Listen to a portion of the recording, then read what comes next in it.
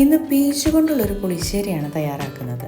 6 രസങ്ങളും ചേർത്ത് നാടൻ രീതിയിൽ തയ്യാറാക്കിയെടുക്കുന്ന ഈ പീച്ച് പുളിശ്ശേരി കണ്ടു നോക്കാം. ഇതിലേക്കായിട്ട് എടുത്തിരിക്കുന്നത് പഴുത്ത പീച്ചുകളാണ്.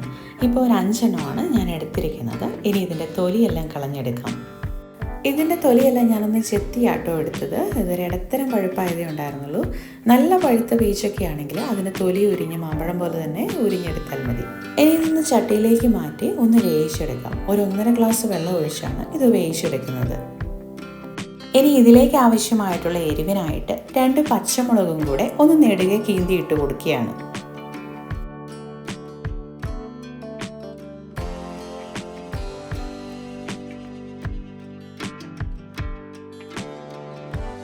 ഇനി നല്ല മണത്തിനായിട്ട് 2 തണ്ട് കറിവേപ്പില കൂടി ചേർത്ത് കൊടുക്കാം.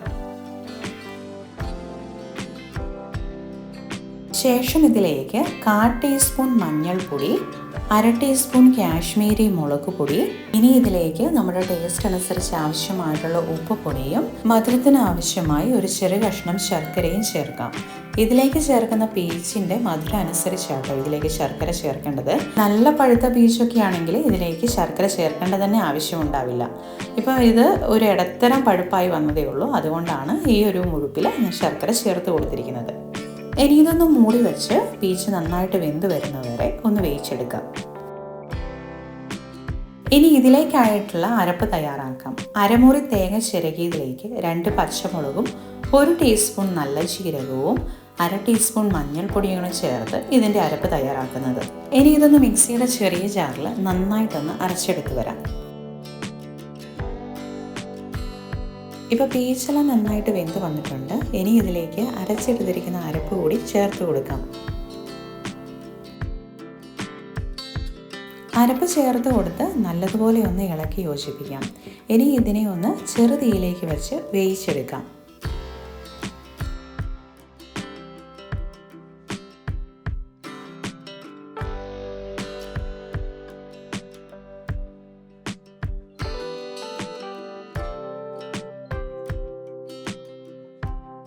അരപ്പ് ചേർത്ത് കൊടുത്ത ശേഷം ഇതൊന്ന് തിളവന്ന് തുടങ്ങിയിട്ടുണ്ട്. ഇനി ഇതിലേക്ക് തൈര് കൂടി ചേർത്ത് കൊടുക്കാം. ഇതിലേക്ക് ആവശ്യമായി ഒരു 1/4 കപ്പോളം തൈരാണ് ഞാൻ എടുത്തിരിക്കുന്നത്. ഇത് നല്ല കട്ട തൈരായതുകൊണ്ട് തന്നെ ഇതിനെ നല്ലതുപോലെ ഒന്ന് ഉടച്ചു കൊടുക്കാം.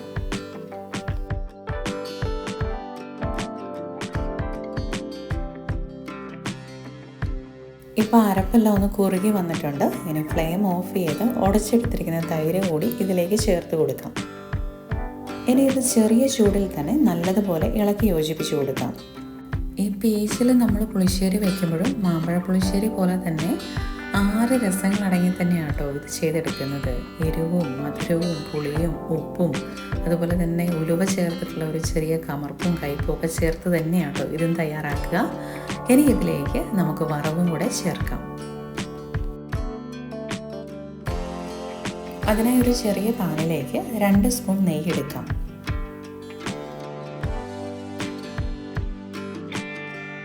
ചേർത്ത് കൊടുത്തിരിക്കുന്ന നെയ്യ് ഒന്ന് ചൂടായി വന്നതിന് ശേഷം അതിലേക്ക് 1 ടീസ്പൂൺ കടുക് കൂടി ചേർത്ത് കൊടുക്കാം.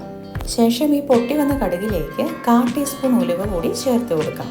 അതുകൂടി പൊട്ടിത്തുടങ്ങുമ്പോൾ അതിലേക്ക് ഒരു 3-4 വറ്റൽ മുളകും 1 പിടി കറിവേപ്പിലയും കൂടെ ചേർത്ത് നന്നായിട്ടൊന്ന് മൂപ്പിച്ചെടുക്കാം. ഇനി ഫ്ലെയിം ഓഫ് ചെയ്തതിന് ശേഷം ഇതിലേക്കൊരു 1/4 ടീസ്പൂൺ മഞ്ഞൾപ്പൊടിയും 1/4 ടീസ്പൂൺ കാശ്മീരി മുളക് പൊടിയും 1/2 ടീസ്പൂൺ മല്ലിപ്പൊടിയും കൂടെ ചേർത്ത് നല്ലതുപോലെ ഒന്ന് ഇളക്കി യോജിപ്പിക്കാം. മൂത്ത് വന്ന നെയ്യിലേക്ക് ഈ പൊടികളെല്ലാം ചേർത്ത് കൊടുക്കുമ്പോഴത്തേക്കും നല്ലൊരു മണമാട്ടോ. ഇനി ഈ വറവ് പുളിശ്ശേരിയിലേക്ക് ചേർത്ത് കൊടുക്കാം. ഇതോടെ ചേർത്ത് നല്ലതുപോലെ ഒന്ന് ഇളക്കി യോജിപ്പിച്ചെടുക്കാം. ഇനി പുളിശ്ശേരിയിലേക്ക് ആവശ്യമായിട്ടുള്ള വറവ് നമുക്ക് വെളിച്ചെണ്ണയിലും ആക്കാം.